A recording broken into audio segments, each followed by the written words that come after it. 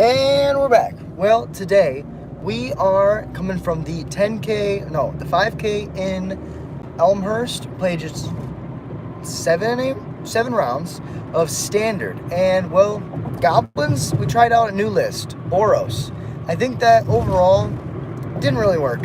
My brain's pretty frazzled, but I just want to run the numbers real quick. We were playing 2 Sheltered by Ghosts in the main, 1 in the side, no defaced galleries, and 4 Frontline Rush. Frontline Rush is really cool. Gives us the ability to push damage pretty fast. But it's one of those cards where, you know, if you don't have it, you don't have it. And it is a 2-drop that doesn't really impact the board too much. It's an instant. I really was, the entire time I was playing today, thinking that if Frontline Rush was Boros Charm, or not Boros Charm, Lightning Helix, it would have been really cool, because I was playing against so many aggro decks. It was kind of insane to watch. Round 1 I played against Leyline of Resonance. Round 2 played up against Prowess.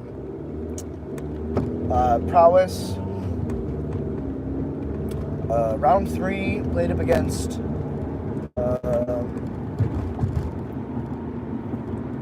I think it was Control. I played up against pretty much the gauntlet of the top decks right now, and I enjoyed playing the build, but the issue was that too often my frontline rushes didn't, remove creatures. They only put bodies into play, and a lot of the times I couldn't block effectively because they either had Monstrous Rage mana up, or they had already Monstrous Rage on the creature and it had received Trample, or gained Trample. And so, I was just thinking about all those situations where if I had another, damage spell, I could have just killed one of their creatures and then gained some life. That would help me stabilize. So maybe, we cut the 4 frontline rushes for a couple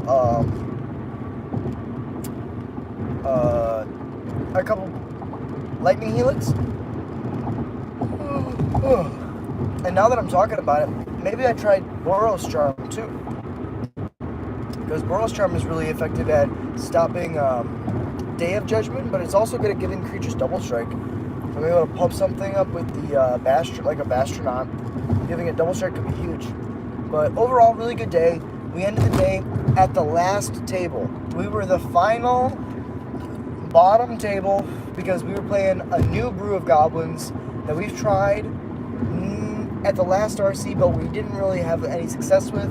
We tweaked it. We worked with the Goblin advisor Landon. He was able to give me some good pointers on the sideboard and the mana base, but overall, it was a good day. But we ended up 2-5, and that's how it goes. Sometimes you get all the wins, sometimes you get all the losses. Cards that I think really stood out to me as like super powerful today. I know it's gonna sound silly, but Sheltered by Ghosts was insane. Being able to have access to a non-land, or basically an O-ring, that gave one of our creatures lifelink as well, just felt so strong. We took a Leyline of Resonance. We took a Screaming Nemesis. There's just so many cards that you can take with Sheltered by Ghosts, and it's got Ward 2. It's a 2-mana uncommon enchantment that goes on a creature and protects your creature and takes their best creature. Actually insane. So we played 2 Sheltered by Ghosts in the main, 1 in the side. Really missed my defaced galleries in the main. I think that if I were to do it again, I would probably play 1 Shelter in the main and then some number of defaced galleries in the main as well, instead of in the sideboard. Maybe we trim on those frontline rushes just to push some extra damage. Just because having access to a 2-mana enchantment that statically buffs all your attacking creatures is just so incredibly strong. There's a lot of situations where we have a lot of 1/1s that are attacking, and we want to be able to make a bajillion dudes. But you really can't, unless you have a reason to, and you really can't attack, right? If you're just making a bunch of 1/1s. In 1,000 feet, turn right onto Illinois 53 South, Hicks Road. Because if you're attacking with a bunch of 1/1s, sometimes it just doesn't, add up. If your opponent's going to block 2 of them, you're only getting 2 damage. Turn right onto Illinois 53 South, Hicks Road. If you have 3 1/1s with Defaced Gallery, that's 6 damage going in. They block 2 of them, they still take 2. It's not the greatest math, but it gives you a reason to swing out. Continue on Illinois 53 South for 3 miles. And so, Sheltered by Ghosts was really good. I was super impressed by Mage Bane Lizard. Just a card that, you know, super overperformed in every match that I brought it in. A 2-mana 1/4 that shoots your opponent for the number of spells that they cast this turn. Actually insane. Whenever they cast a non-creature. So that's one of those cards where I didn't think that it would do too much until I played it against my opponent. And then my opponent was like, whoa, that card's good. And I was like, oh, yeah, this card's good. Because I saw how it made my opponent change how they were playing, their sequencing. It actually won me a couple races. The card just felt really very strong. And I missed out on the fact that I could have picked those up before Corey Steelcutter became huge. I was going to pick them up for my Storm matchup, because against Storm, it's really nice to be able to be like, here's my Lizard. It's an X4. And then, you know, if you Storm off, even if they go Ritual, Wish, Grab, Static Prison, right? They've taken 1, 3, 6 damage off those 3 spells. Anything more, and they just possibly kill themselves. So, Mage Bane Lizard was great. I played Chandra Spark Hunter. That slammed a game against Control. Chandra is amazing because if your opponent's playing Authority of the Console's Temporary Lockdown, being able to have access to a 4-mana walker that makes a 3/2 that won't die. It dies at Temporary Lockdown, but it is hasty. It sticks around through a board wipe like a Sunfall or a Day of Judgment. Split Up, because I know a lot of decks are going away from those more expensive sweepers as the format gets faster. Split Up is becoming more and more prevalent. Chandra Spark Hunter, absolutely amazing card. Helped me a lot in the matches that I brought it in. The sideboard today was 2 Mage Bane Lizards, 2 Deface Galleries, a Shelter by Ghosts, and a Squee. Those are both for different matchups. The Shelter by Ghost comes in the aggro matchup. This one Squee comes in the control matchups. Then we had 3 Sunspine Links. I'm going to start over because I forget what I said. 3 Sunspine Links, 2 Chandra Spark Hunter, 2 Abrade, 2 Obliterating Bolt, 2 Deface Galleries, and then we have 1 Shelter by Ghost, 1 Squee, and I think that was the board. I think that's 15. So that board felt good. I would have probably only tweaked like a couple things in the board. The Abrade could have been a Witch Stalker's Frenzy. Abrade could have also been Screaming Nemesis, just as a card that's good against the aggro decks and good against the late game decks. I think that overall, we're probably in a pretty decent spot. The deck felt very strong. The draws that we usually have are inherently powerful. The issue is when we don't draw the critical mass of goblins, when we flood, or like we saw today, one of the big issues I had was I was playing 22 lands. 22 lands, which is probably a little bit low. In a quarter mile, use the second from the left lane to turn left onto Illinois 53. If we're trying to cast our 4-drops on curve, 22 is probably a little bit low. We need to be 23 or 24 and have some way to like mitigate the flood. But besides like adding a couple lands, changing the frontline rushes or frontline intervention, changing those to lightning helixes and trimming on At the light, use the second from the left lane to turn left onto Illinois 53. I think I played 2 Squee. I would cut 1 and I'd play 1 Squee on the 4th Krenko.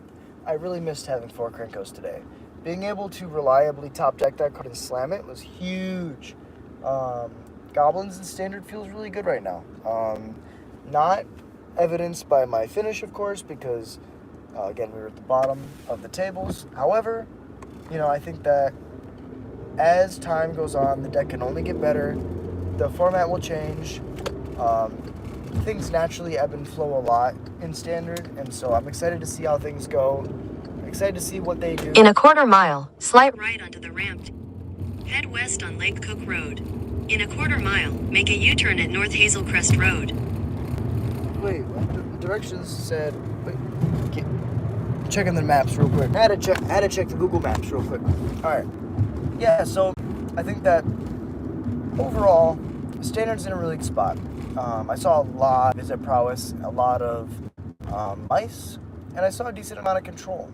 The top tables were pretty much dominated by cards that were able to either go bigger than what the mice and prowess decks were trying to do, or they were able to play a control game plan and then resolve a win con, protect it, and win with it. Blue-black looked really good today. Jeskai looked really good today. Omniscience looked really good today. All of those decks were evidenced in the top tables. And I think that if you go down to the bottom tables, it was a lot of prowess where the deck lost to itself, right? You either had to mulligan to find lands, or you had to try to do stuff. You had to try to do stuff in a way that isn't usually conventional. Like if you're on the draw in the cutter matchup, right? You have to play in a way that your deck is not built to play. You're not meant to be a defensive deck. You're meant to be offensive, unless you're teched for the mirror. And so I feel like, watching the rounds progress, it really shows how much the prowess matchup is just a coin flip. It's one of those decks where you really don't have a lot of agency. You have the ability to try things. You have the ability to try to race. But if you're not literally doing nuts, you're just going to be struggling the whole game, and you're hoping. And hoping is really not where you want to be in Magic. You can try to be optimistic, but at the end of the day, it's a 50-50 game, and you need to be playing to your outs and knowing what your edges are. And I just think that in the prowess meta, there's not really a lot of edges that you can play to in the mirror of the cutter decks.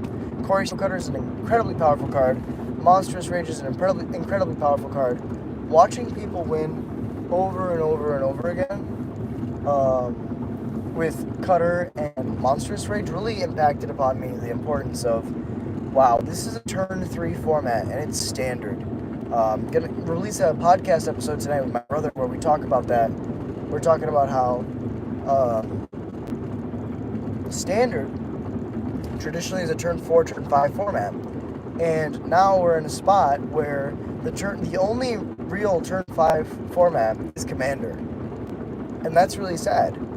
We're supposed to just tell everybody to play, Commander constantly if they want to not die on turn 3 or faster. Kind of frustrating I'm an aggro player. I do not mind losing quickly or winning quickly. I think there's a lot of agency to be had, a lot of deck building restrictions that it puts upon you if you're going to die on turn 3. However, I feel for the people who don't have that enjoyment of aggro mirrors. The people who don't play aggressive decks, people who enjoy mid-range and control games, what are they supposed to enjoy, right? I'm watching a lot of these players, lose on turn 3 and be very frustrated and, throw their hands up in the air and kind of be exasperated by the fact that we had a ban. They had an opportunity to ban Monstrous Rage. And I think if they had banned Monstrous Rage, knowing that Quarry Steel Cutter was going to come out, if they had banned Monstrous Rage, knowing that Quarry Steel Cutter was going to come out, we might not be in this predicament. Quarry would still be a good deck. It would still be a good percentage of the meta share. The issue is that nobody's really able to stop the combination of Quarry Steel Cutter plus Monstrous Rage. It's just an example of two cards that are extremely pushed,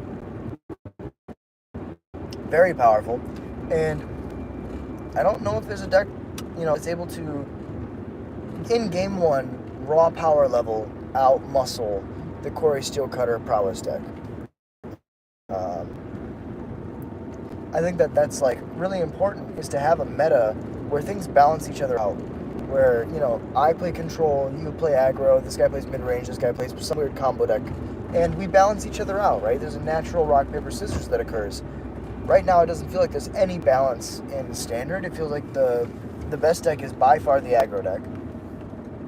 And all I can do is really hope that they expected this, they planned for this, they built the format to be fast, and they're expecting in the next few sets to release cards that balance the format, that encourage slower play patterns, that help those mid-range and control players enjoy the games that they play, because I love playing Magic, but I think that having both players enjoy the game is super important.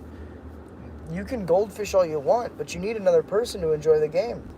If no one else is sitting there with you playing the game, you're just playing a sad card game. What makes Magic really special is the gathering, and it's as ironic as it is. It's the truth. If you're willing to, play a balanced format where both sides are pretty equal and it comes down to skill and decisions, that's how Magic should be. If you're just trying to play the best deck always and bulldoze your opponent, that's a different game, I feel. Different people like different things, right? There's always going to be spikes, there's always going to be Timmies and Johnnies, but I think that there's like a bare minimum amount of respect that Wizards has to like allow us to have for formats. And when you go to Standard and it's a turn 3 format, and then you go to Modern and it's a turn 3 format, then you go back to Pioneer, it's also a turn 3 format, and then you go to Legacy, and Legacy is like traditionally a turn 1 or 2 format. Where are you supposed to go? I told that to somebody today, and they said Pauper. They said, you're supposed to go to Pauper. And I said, but they unbanned High Tide. And they threw their hands in the air, because it's true. There's nowhere you can go right now to escape the inevitable turn 3 death, whether it's from a combo, whether it's from aggro cards. And I don't mind it because I enjoy playing through busted formats. I enjoy playing a lot of crazy cards and seeing the evolution of goblins emerge through these hyper busted, hyper powerful formats. I just care about my fellow Magic players, and I really see the struggle in their eyes when they're trying to play their fun, different decks. They're trying to play to those percentage points. They're trying to know what the edges are, and when Wizards pushes a card like Corey Steelcutter so much, when they push a card like Monstrous Rage so much, and then they're not willing to ban the card to fix the problem they created, then we're left in a space where you have to be willing to go all in to beat the best deck, which might not even work, or you make sacrifices and you change what you want to be playing.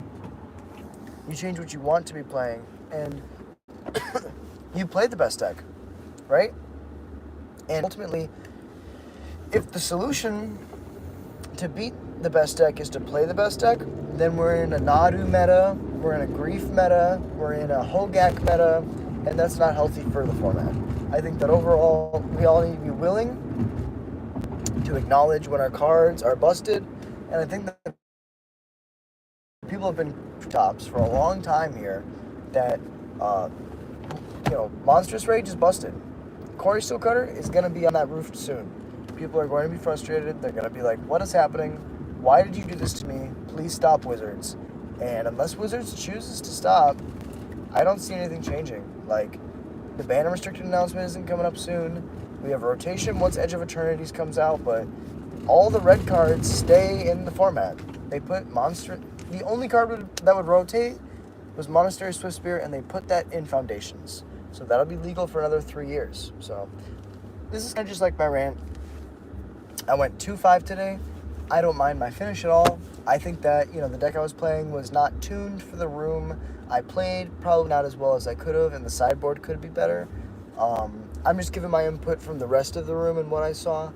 I think that, overall, I need my friends to enjoy the game, or my friends will not play this game. And I think that, the biggest part of Magic is the people, it's the gathering, it's this amazing community that we share. And if Wizards keeps crapping on us like this, if they keep not showing us that they just don't care about the format, I really don't know what we can do to change. Change the game in a positive way, but I also don't know what we can do to, attempt at least to get through this. Because I know people are going to start leaving for other formats, and then they're going to go to other formats, and they're going to be even more frustrated because they're the same speed. And we don't want that. I don't want to see my friends get frustrated. Everybody's always frustrated with Wizards. But, this is a different level. This is, Wizards purposefully choosing not to care.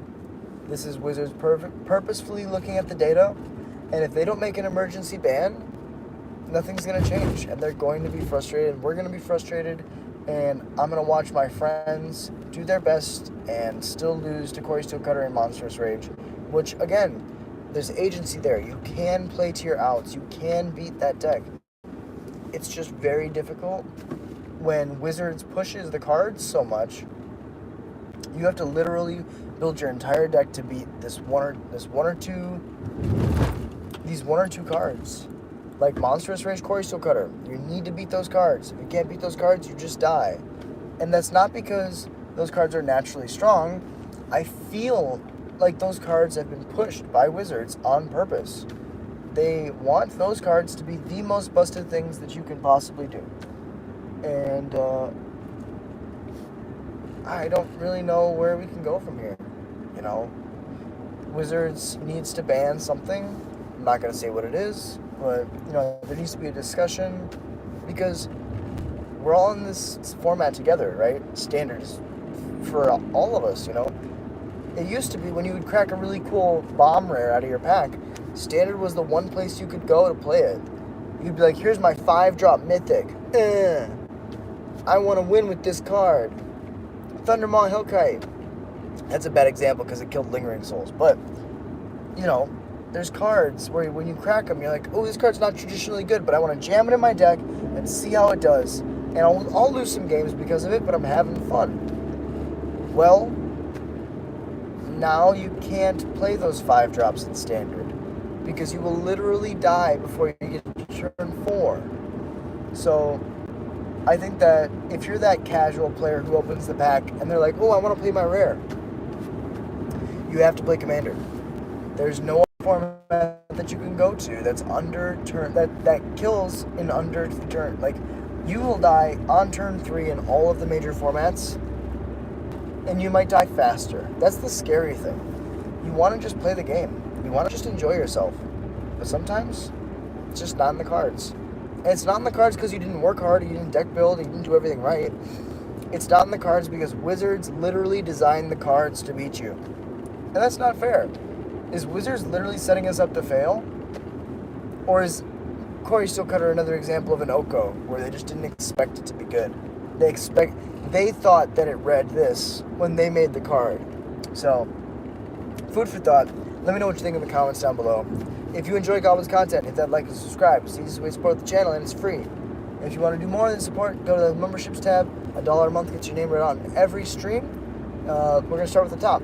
Alpha Ronin, Tim's Top Decks, Elias Sutter, Darth Newt, ADDY100K, and Jared Musterman. Shout out to all the legends out there, and shout out to you for watching. Really appreciate you, and yeah, just gonna enjoy this beautiful drive home. I'll flip the camera around for y'all just for a second. Put the thing here. Let's see if we can get this.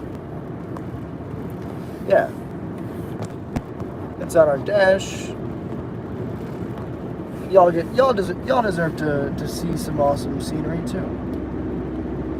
The green's so nice right now. Spring is just beautiful. Best time of the year by far.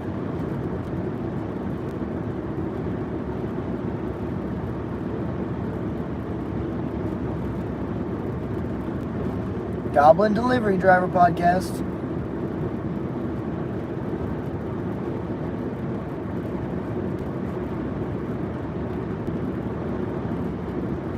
But yeah, I love Magic. I will never stop playing Goblins. And that's the cool thing about having a stipulation. You just gotta be willing to play. You gotta be willing to take L's. You gotta be willing to play.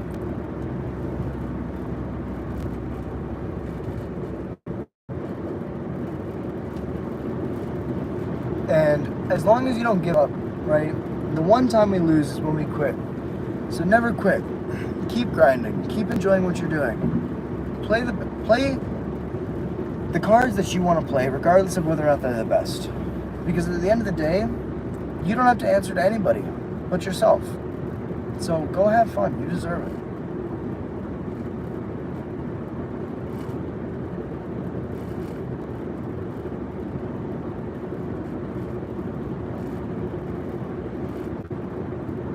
Deep breath. reset means a lot. Aw, thank you. I really appreciate y'all being here. That means a lot to me. Thank you for dropping in. Absolute legends in the chat. Shouting them out.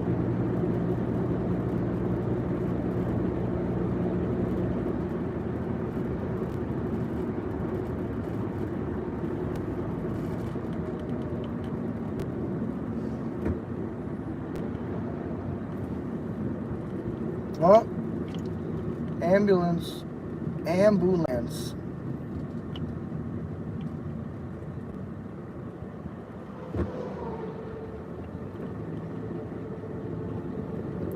Good vibes to them. I hope that they get where they're going safely and that everybody inside is safe and okay.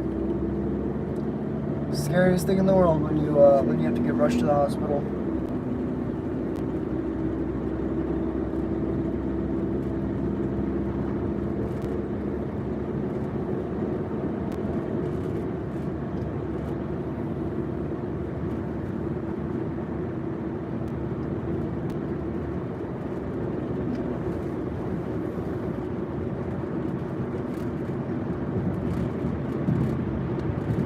Oh, beautiful Corvette. Oh, it's a Porsche. A Porsche. Is it Porsche or Porsche?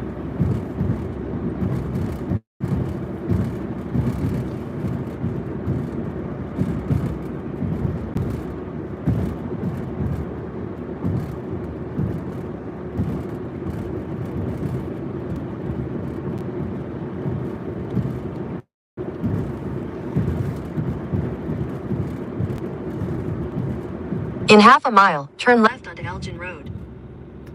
Almost home. Just got to get back to Elgin.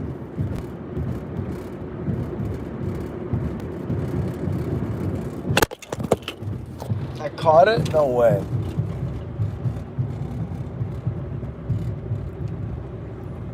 At the light, turn left onto Elgin Road. At the light, turn left onto Elgin Road.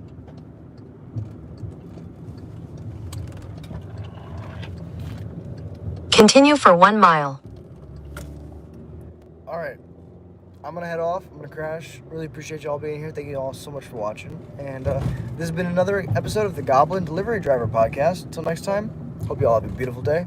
Peace. Now, how do I end